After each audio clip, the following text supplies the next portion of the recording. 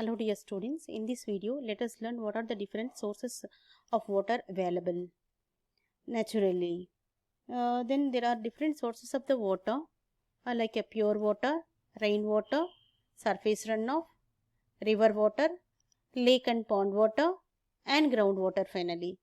These are all the different waters are available available in the hydrological cycle only. What are the how we are going to get all these kinds of the water, and then let us learn everything from the hydrological cycle. What will happen? Let us have a overview of it. Whatever the water is available, that gets evaporated, and then the clouds are going to be formed. Then it gets precipitation, and it comes onto the earth, and then whatever the water comes onto the earth, it starts moving, and while moving it on the water runoff, it fills the lakes and some of the swamps and the rivers. Finally it reaches to the sea, and then it's going to reach to the even to the groundwater. This is the groundwater table. Okay, while from this we can learn all these kinds of the pure water, rainwater, surface water, surface runoff, river water, lakes, ponds and groundwater. Let us see what is the pure water. Pure water, it's available when it is raining. Here you can observe when it is rain, the precipitation or rain, it's both are same from the clouds. When it starts as a precipitation or the rain, that water is going to have the pure form of the water, which is highly difficult to collect. And the chemical symbol for the water is H2O. You people are all aware of that. And this chemical name of this pure water is hydrogen monoxide. Hydrogen monoxide. Monoxide it is. And then it's impossible for us to find out. If you want to get it or otherwise manufacture it, it's very expensive. It's very expensive. And then it should be free from all the three impurities which we have discussed in the previous class. What are the impurities? Like these impurities are of suspended impurities, colloidal impurities and dissolved impurities. And then let us see what is the rainwater. Rainwater, when it gets rain, then if that water, whatever it is, absorbs the various gases and the vapors present in the atmosphere, it absorbs whatever like an oxygen, nitrogen, some of the carbon dioxide, some of the rare gases, sweet particulates and radioactive fallouts. These are all going to get absorbs in the rainwater when it moves in the atmosphere. And then next kind of the water is surface runoff. Then it's already there in the clouds, precipitated, and while reaching we'll get the rainwater, and it's started landing on the surface.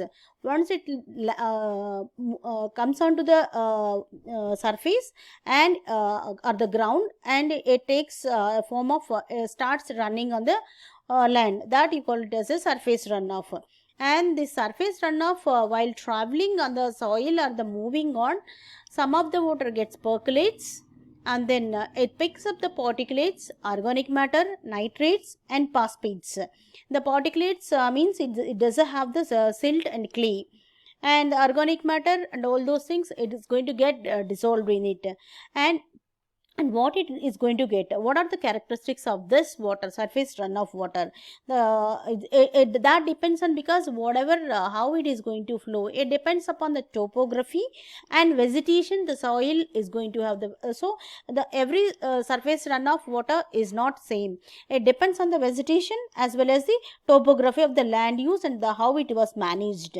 So it contains the minerals and organic matter which is going to be picked up by the erosion, and some of the bacteria, soil bacteria and other organisms do it have, and salts and soluble substances are available, and natural and synthetic fertilizers, because the vegetation is available, that vegetation do catch the some of the natural and synthetic fertilizers what we have used. That means on the land management is nothing but how we are using the land. So according to that, if that land is, if it is the industry is there, even that also is going to be diluted, such kind of the impurities in that. Let us see what is the other source of the water, that is nothing but the river water. Because when the sun, the whatever the surface run of water is there, it starts and then it flowing and it reaches to the river. So almost the surface run of water and the river water do have almost the same characteristics, and it do have the particulates and organic matter, nitrates and all phosphates. But the small difference from the river water to the surface run of water is that it's going to have the it receives like a some of the inlets. What are those inlets? Basically the municipal and industrial waste do dump, we do used to dump. So this is the excess, like whatever the generally we do dump in the water bodies, whatever the waste from the municipal as well as the industrial. So it's too much contaminated with the sewage as well as the industrial dumps. So it is somewhat dangerous metals also sometimes, and even dangerous radioactive elements also available in that. Then let us see what is the next source of the water, that is lakes and ponds. Then after the some of the surface water do come here in the whatever the stagnated bodies, the water reach to the stagnated bodies are ponded, like the lakes, ponds, reservoirs. And these are all do have the, because it is stagnated water. In this stagnated water, like what will happen, if it is stagnated for a lot of time, it gives the odor, a bad odor, and it gives some taste. Maybe it is good or the bad, sometimes it depends on the minerals and all those things, contamination. And it do have the, as the contaminations are there, it do have the color, because it is stagnated is there, some of the vegetation is going to be available, that vegetation do get decay, and it is going to increase the intensity of all these things. Even if it is stagnated for a long time, the stratification, the sedimentation do happens. Then the stratification, that is you call it as a thermal stratification variation, because the depth of the water is there, means because whatever the depth of the water is there, the temperatures and everything is going to vary, and that variation you call it as a thermal stratification. Due to this thermal stratification, in detail we'll see in the next upcoming videos. And then in this, the low dissolved oxygen, because the aeration is less, and dissolved iron and manganese, and production of the hydrogen sulfide will be there, and more of carbon dioxide, and reduction in the pH of the water. And let us see what is the groundwater. Let us see in detail about the thermal stratification. Thermal stratification means, as I mentioned, as you go to the depths, if the more depths are there, this water surface is more aerated to the area, exposed to the surface, so the more aeration. So here in the top layers you will be getting the fresh water to some extent, and then if you go to the 6 to 15 meters of the depth, it is going to have the 80 degree Fahrenheit, and then this strata you call it as Epleimian, like whatever here, it's going to have like almost all the in the Epleimian, you are going to have the good quality and high dissolved oxygen will be available. Even it is also some of the, though inlets are there also, then somewhat good water is going to be there. And the next is going to be of 3 to 6 meters deep. Mesomelian, like it is going to have the 50 degrees to the 85 degrees centigrade. It is going to vary from the depth variation is that the temperature is also does variate. It's going to variate. And then it's the temperature variation, how it is going to be, means the rate of change of temperature is 1 degree centigrade change for the 1 meter change of the depth. If 1 meter is changed there, then it is going to have the 1 meter increase in the depth, increase in the temperature. And the less aeration, so that the oxygen content is going to be more, and oxygen content is more, the carbon dioxide is the, some of the reactions will do takes place with the whatever the available all kinds of the impurities metals and all those things. Then it's going to form the iron, carbon dioxide, magnesium, and hydrogen sulfide is going to be formed. In the last, whatever it is there, hypomelion, it's going to have like a less than 50 degrees centigrade. Less than 50 degrees centigrade is good. So there won't be any, because the temperature is low, the depth is more, then you can't find the oxygen, dissolved oxygen. It's a very rarely you can find the oxygen. And a high dissolved iron and manganese is available, because there is no oxygen, obviously there will be a carbon dioxide, and if the carbon dioxide, then the aeration, aeration content is less, and all oxygen content is less, more of carbon dioxide, then it is going to have the less pH value. That is about the thermal stratification. Let us see what is the other source, that is groundwater. The groundwater means whatever the rainwater gets infiltrate and travels through the soil strata and reaches to the water table, that you can call it as a groundwater. And this groundwater absorbs the some of the gases.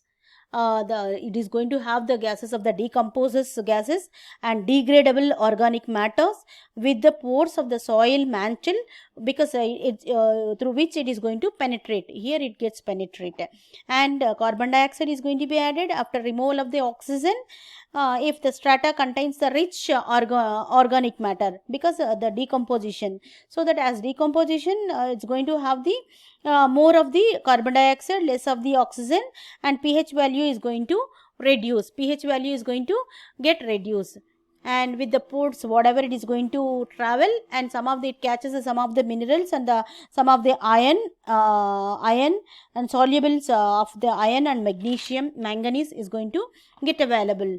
So it's going to have the more hardness too. Then let us see what are the effects of the impounded water, that we can because there are the impounded water means the stagnated water. As we have mentioned, whatever the water it is there, that you can call it as, if you stack the water, that you can call it as a impounded water. In the reservoir also you can call. So due to that, some of the effects are going to be there. The bad effects will be there, and the detrimental effects, and good, it's going to get some of the good things to us. Then that is if the reduction in the, as it is going to stagnate, the high density material, high specific gravity material get settles down, and the upper it's going to have the a reduction in the turbidity, and the hardness is also is going to be reduced, because it is going to stagnate for a long time, and algae, whatever it is there, it is going to decompose, and then carbon dioxide, and subsequently the precipitation of the calcium carbonate it is going to face, and the oxidation, organic oxidation, because it's going aeration takes place, so that oxidation takes place, more oxygen is going to be there, and then the reduction of the BOD, biological oxygen demand. It causes the biodegradation during the storage at the stagnated water. The color, because whatever the clay and silt particles are there, it gets settled down, so the color is going to be reduced, and then there will be due to the density to the naturally the organic matter get die, so that there will be a less coliform reduction. So let us see what are the bad drawbacks or the detrimental effects of the impounding of the water. Then those low re-aeration, because there won't be any movement of the water, but it's a slow rate, because bottom water can't able to travel to the up. That is the reason why, as to the low aeration, because of the low velocities, and then it's going to get mixing is very low, and then it's going to have the increased algal blooms, because of that it's going to give the taste to the water, and it gives the odor problems. In addition to that, aesthetic aspect is going to, because we can see the color in the water, it gives the very bad taste. Then it's going to have the backup pollutants. We do dump some of the pollutants, due to that it is going to have the more polluted water. And even here also the stagnated is there, thermal stratification do takes place, due to the thermal stratification, less dissolved oxygen, dilution of the iron and manganese, and hydrogen sulfides do takes place, because of the decomposition of the metals and all those things, organic matter do happens, and the pH value is going to reduce, because more of degradation, then it is leads to the more carbon dioxide. That is about the effects of the impounding of the water. If the doubts will be clarified in the next class. Thank you.